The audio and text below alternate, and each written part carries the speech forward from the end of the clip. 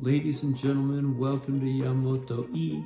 Today we're talking about a rather exotic succulent. It's called the tiger tooth aloe.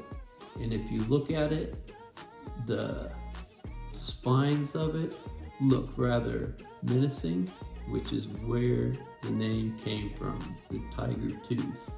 However, if you rub your hands up against the spines of this plant, you'll find that they are rather soft.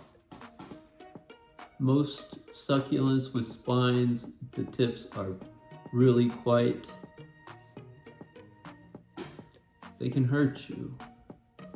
These, however, you can rub your fingers all over and even rub your hands along the plant. It doesn't hurt you. So it was misnamed the tiger tooth aloe when it was founded by some explorers when they were first roaming through the Madagascar area of Africa. Now, the temperature tolerance of this plant can range from below freezing all the way up to into the early hundreds. That's quite the range, even for a succulent that comes from Africa. You wouldn't think that they could withstand freezing temperatures coming from Africa, but this one is able to. All you have to do is water this every 18 days. Unlike most succulents, which require water 10 to 12, this one requires it only every 18 days. Now, when you look at the leaves right here, you can actually see that the spines are just like any other, not any other, but they are, I would say, needle-like, with these hairs coming out of them, the spikes, which are rather well defined, much like other succulents with the spiny edges.